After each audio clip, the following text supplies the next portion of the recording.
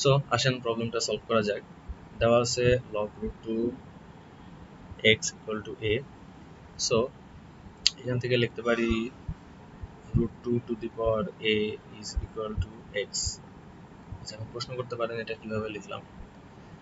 So দেখেন এই x equal to যদি x এর ভ্যালুটা যদি আমি log root 2 x এর ভ্যালুটা যদি আমি এইটা বসাই root 2 to the power a, দেখেন কি হয়।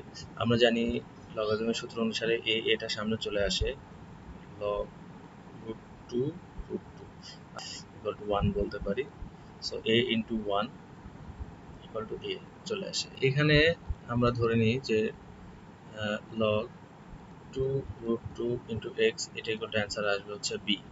বিটা হচ্ছে আমাদের অ্যান্সার যেটা চাওয়া হয়েছে। সো এখান থেকে আমরা বলতে পারি তাহলে 2 root 2 to the power b is equal to হচ্ছে x, জাস্ট লাইক দিস, যে এটা বসাই দিলে দেখেন ইকুয়াল টু বি চলে আসে।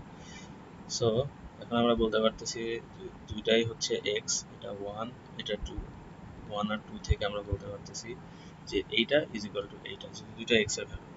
root 2 to the power a equal to 2 root 2 to the power b, then 2 to the power a by 2, root 2 টাকে আমি হচ্ছে a by 2 করে দিলাম, ইকুয়াল টু এখানে আমরা বলতে পারি 2 to the power 1 into root 2, আচ্ছা root 2 মানে হচ্ছে half, 2 to the power half হচ্ছে b। আর 1 প্লাস গুণ থাকলে যোগ হয়ে যায়, এটা আমরা অলরেডি জানি। সো যোগ করলে যেটা আসে, লসাগু করলে 3/2 চলে আসে।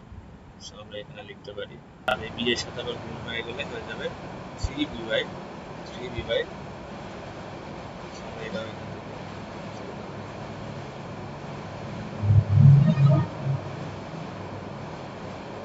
সো দেখেন এখানেও আমার 2 to the power a by 2, 2 to the power 3b/2, so আমি লিখতে পারি a/2 is equal to 3b/2। এখান থেকে b is equal to 2 two কাটা a ভাগ 3। সো এটা হচ্ছে আমাদের অ্যান্সার, যেটা আমি বলে দিছি যে এটা equal to b। So b যেটা আসছে এটাই অ্যান্সার। আশা করি বুঝতে পারছি। আসসালামু আলাইকুম।